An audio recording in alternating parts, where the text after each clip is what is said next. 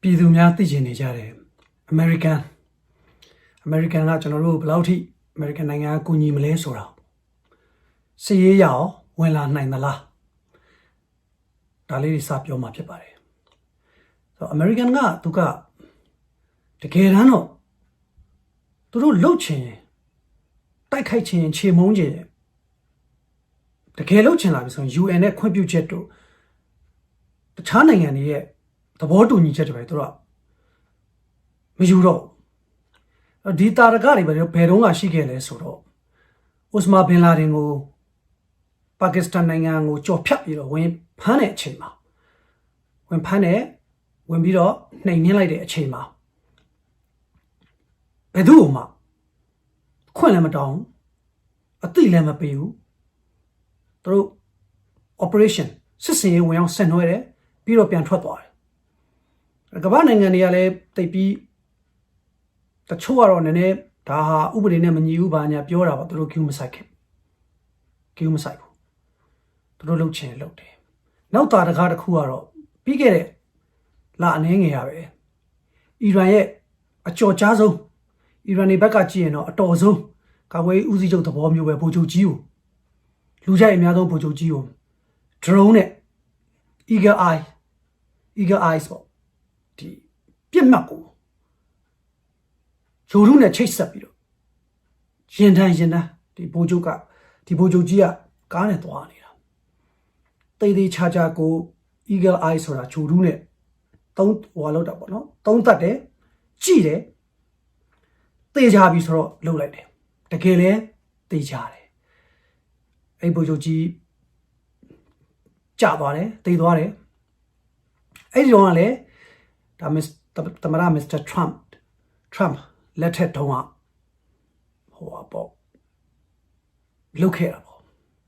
ဆိုတော့သူတို့တကယ်လှုပ်ချင်ရင်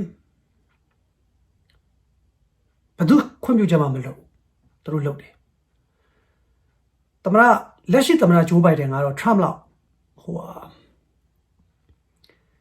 Democrat ဆိုတော့ Trump လောက်နည်းနည်းမကြောက်ပေါ့ဗျာမပြတ်ဘူးပေါ့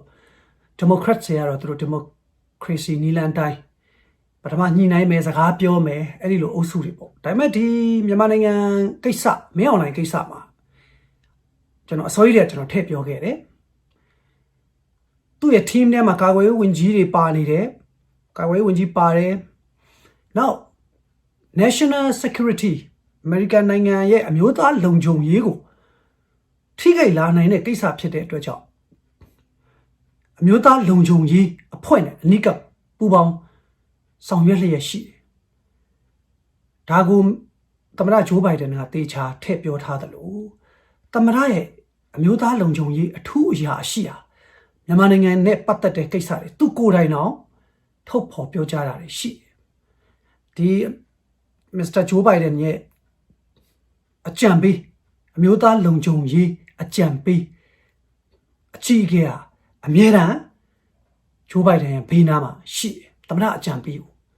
ဆိုတော့ဒီကိစ္စကဘယ်လောက်အရေးကြီးလဲဆိုတော့ဂျိုးဘိုင်ဒန်ကဒါသူ့ရဲ့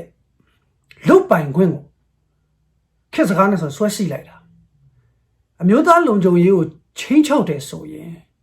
သမ္မတကလွတ်တော်ကိုတောင်တင်ပြစရာမလိုခွင့်ပြုချက်တောင်းစရာမလိုသူ့အမေရိကန်လွတ်တော်ကိုပြောတာ UN ကိုလည်းသူခွင့်ပြုချက်တောင်းမှာမဟုတ်ဘူးသူ့မှာလုတ်ပိုင်ခွင့်ရှိတယ်ငါတို့အမျိုးသားလုံခြုံရေးကိုချင်းချောက်တယ်ဒီကိစ္စငါလုပ်လိုက်တယ်ဒါကြောင့်သမ္မတဂျိုးဘိုင်ဒန်ရဲ့ဒီမြန်မာနိုင်ငံအကြောင်းပြောတဲ့ဗီဒီယိုကလစ်လေးကိုကျွန်တော်တင်ရင်းနဲ့သေးချာကျွန်တော်ရှင်းပြခဲ့ပါတယ်အမျိုးသားလုံခြုံရေးကိစ္စအမျိုးသားလုံခြုံရေးအကြံပေးအရာရှိနဲ့ဆောင်ရွက်နေတာဖြစ်တယ်ဆိုတော့လုံမလားအမေရိကကမလုံဘူးလားဒါတော့ကျွန်တော်တို့ဘာမှမပြောနိုင်ပေမဲ့သူတို့ကအစအရာပြင်ဆင်ထားတယ်ဆိုတာတော့သိကြတယ်တန်တမန်နီးနဲ့သွားမယ်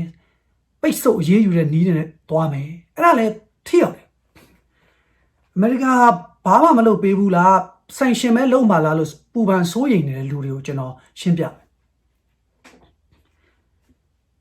ငွေတွေပိတ်ဆို့ရေးယူလိုက်ကောဗန်စင်းရင်းတွေသူတို့မိသားစုတွေပိတ်ဆို့ရေးယူလိုက်ကောတချို့တွေကိုပြန်ပို့လိုက်ကောဥပမာပြောပြမယ်နော်ဗိုလ်ချုပ်နံပါတ်1က ဘဏ်အကောင့်အားကြတော့နိုင်ငံတကာမှာအပိတ်ခံလိုက်ရတယ်မြန်မာနိုင်ငံကဗိုလ်ချုပ်တွေပေါ့ဒီမင်းအောင်လှိုင်ရဲ့အလိုတော်ကြီးလက်တဆုပ်စားပါဗျာအာဏာသိမ်းသွားတယ်ဆိုတာကဲဗိုလ်ချုပ်နံပါတ်2ကသူ့ဘဏ်အကောင့်ကြတော့ဘဏ်အကောင့်နိုင်ငံခြားမှာမဖွင့်ဘူးမြန်မာပြည်မှာယာရန်တွေအထုတ်လိုက်ကျွန်တော်တို့သိတယ်တချို့သူတို့မြေအောက်တွေတို့ထခိုးတွေတို့မှာထားတယ်ဒေါ်လာတွေအထုတ်လိုက်တယ်ငွေရေကုန်အိတ်တွေနဲ့တနေ့ထားတွေလည်းကျွန်တော်ဖော်ထုတ်ပြောကြားသွားအောင်မယ်အဲ့တော့သူကကြတော့ပတ်စံတွေအိမ်မှာထားတဲ့အတွက်ဟာပတ်စံတွေအများကြီးသူ့သားသမီးတွေကမြန်မာနိုင်ငံထဲမှာပဲရှိနေတဲ့အတွက်ကြောင့်လုံခြုံတဲ့အေဂျင့်တွေခဏပေါ့လေဒီဘက်မှာ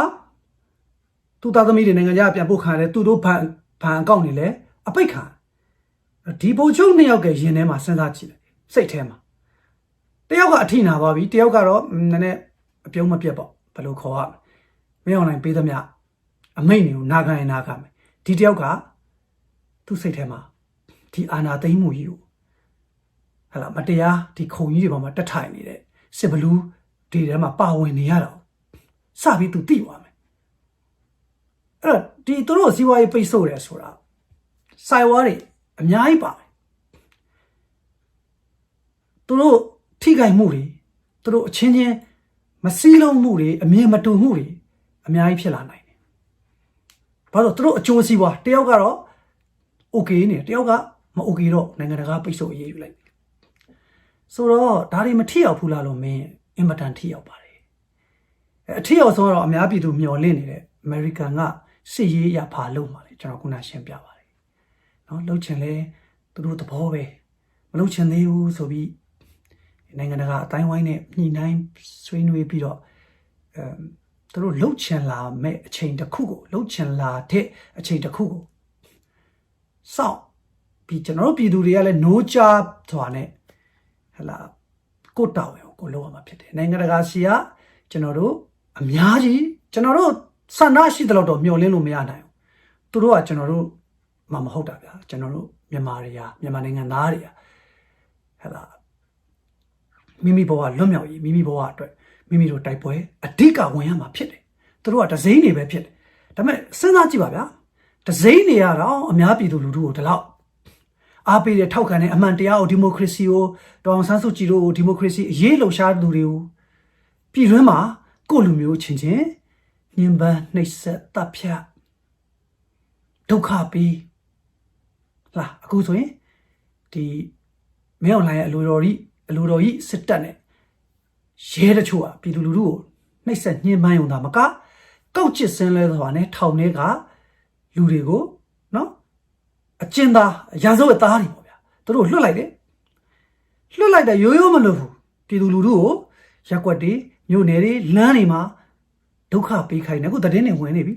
ပတ်စံဘယ်လောက်ရလို့ခုနဆိုရင်လူမမဲကလေးလေးဝင်9သိန်းရတယ်တဲ့မီခွင်ဟလားမီခွင်ပြစ်ခိုင်းမယ်မီရှို့ခိုင်းအင်မတန်ကောက်ချစ်ရုပ်မာတဲ့လူတွေပါဒါပြည်တွင်းကိစ္စတွေလာပြီကိုအင်မတန်ကောက်ချစ်ရုပ်မာတဲ့လူတွေဆိုတော့ဒီလူတွေကိုယုံပြီးတော့ဟလာဒီမိုကရေစီဖော်ဆောင်ပေးမယ်တဲ့ဒါကိုယုံတာတချို့ယုံရင်တောင်မကဘူးเนาะယုံပြီးတော့သူ့အဖွဲ့ထဲမှာသွားပူပေါင်းယုံတာတော့မဟုတ်သူ့အဖွဲ့ထဲသွားပြီးပူပေါင်းဝင်ကြီးယာတို့ယူတယ်ဘာပေးရင်ယူတယ်အခွင့်အရေးတွေ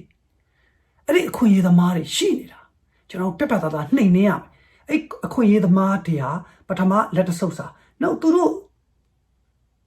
ကြီးထွားလာမတရားမှုဟာကြီးထွားတတ်တယ်ပြန့်ပွားတတ်တယ်ကျွန်တော်စောင်းသားတွေရေးဘူးတယ်ကျွန်တော် post တွေဟာရိုးအပျော် post တွေမဟုတ်ကျွန်တော် Facebook မှာပြန်ရှာဖတ်ကြည့်ကြပါစောင်းသားသဘောမျိုးတွေကျွန်တော်ရေးတာမတရားမှုတွေကိုးဆက်တတ်တယ်လို့ကျွန်တော်ခေါင်းစဉ်ပြီးအဲ့တော့သူတို့ကစပြီးသူတို့လုံနေပြီမတရားမှုတွေလှုပ်ချင်လာအောင်နော်မိုးကုတ်ကဟလားဆရာဝန်မကြီးလားအာနာယူကြီးတွေ့ဦးမယ်ကျွန်တော်ခွေးသားမင်းအွန်လိုင်းစစ်ခွေးရဲ့ခွေးသားမလို့ခွေးဘလူးရဲ့ခွေးသားမလို့ထဲမှာပြောသေးဘူးမနေ့ကလည်းကျွန်တော် warning ပေးထားပြီအယုတ်တမာတွေ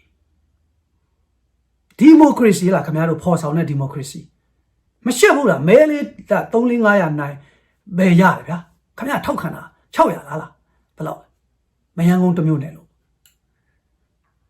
ခင်ဗျားတို့အင်မတန်ရုပ်မှာကောက်ချစ်တယ်လူတွေစောင့်ကြည့်လိုက်ပါပြည်သူလူထုကလည်းတွေ့တဲ့အတိုင်းအဲ့တော့ပြည်သူလူထုကတွေ့တဲ့အတိုင်းဆိုတာဘယ်သူမှခင်ဗျားတို့ခွင့်မလို့ဘူးအဲ့တော့မိမိအရေးကြီးတယ်လို့ထင်တဲ့ခေါင်းဆောင်တွေ CDM ခေါင်းဆောင်တွေအရေးပါအရာရောက်သူတွေလက်ရှိဆင်နွှဲနေတဲ့အရေးတော်ပုံမှာအရေးပါအရာရောက်တဲ့ပုံကိုယ်တွေကြော်ကြားတဲ့လူတွေမိမိအိမ်မှာမိမိမအိပ်ပါနဲ့မိမိအိမ်ဟာတထီးတနန်းကြီးပေါ့ဗျာရက်ကွက်နဲ့ဝေးတယ်ဆိုရင်လေမိသားစုကိုလုံခြုံအောင်တေချာစီမံခန့်ခွဲမှာခဲ့ပြီးတော့စမ်းချောင်းအလုံးကြည့်မနိုင်မယန်းကုန်းမှာတချို့လူနေထူထပ်တဲ့နေရာတွေ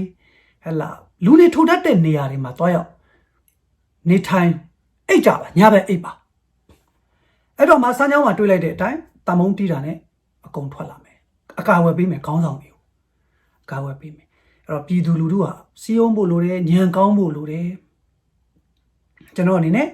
generation Z ရဲ့ကလေးတွေရဲ့တချို့တီထွင်ဖန်တီးကြံစပြီးတော့လုပ်ကြတဲ့ creative နော်စံကျင်မှုစိုင်းပုတ်ကလေးတွေ performance တွေကျွန်တော်အနေနဲ့ဘာမှအပြစ်ပြောစရာမရှိပါဘူးသူတို့ဘက်ကလည်းပြန်လည်းဖြည့်ရှင်းချက်ထုတ်ထားပါတယ်မှန်ပါတယ်နေပူလေးဗျာလမ်းမပေါ်မှာဗျာအခက်မသိရင်ရဲရဝင်ပြီးဖြိုခွင်းတာမျိုးခံရနိုင်တဲ့ရိုက်တာနဲ့တာ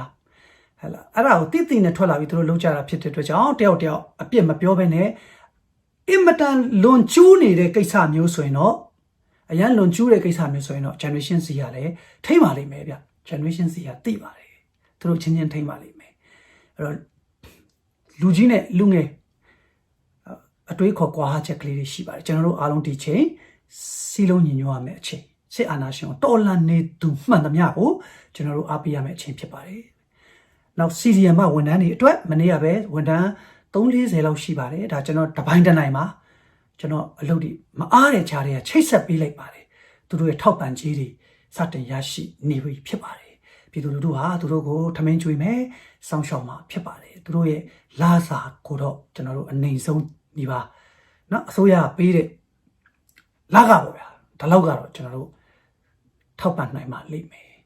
ဆိုတော့ဝန်ထမ်းများအနေနဲ့လည်းတိုင်းပြည်ကိုကဲတင်မှာခလေးလေးတွေရဲ့လူငယ်တွေရဲ့အသက်တွေကိုကဲတင်မှာအနာဂတ်ကိုကဲတင်မှာကျွန်တော်တို့ဒီအရေးတော်ပုံဟာအောင်မြင်မှဖြစ်ပါမယ်ကျွန်တော်တို့လည်းပြပါမှာအစွမ်းကုန်လို့ပါတယ်မနေ့ကဆိုရင်အမေရိကမှာဖွဲ့စည်းလိုက်ပါပြီကျွန်တော်နောင်တော်ကြီးများဒီစစ်အာဏာရှင်တွေနဲ့ပတ်သက်နေသမျှထောက်တိုင်နေနဲ့ပတ်သက်နေသမျှစီးပွားရေးလုပ်ငန်းတွေဘဏ်အကောင့်တွေမိသားစုတွေကိုအရေးယူဖို့မနေ့ကပဲစည်ရင်းနေတော့တော်တော်ရနေပါပြီခင်ဗျာအဲ့တော့အားမလျှော့ကြပါနဲ့မင်းအောင်လို့စစ်အာဏာရှင်တေချာတော့ကြာဆုံးရပါ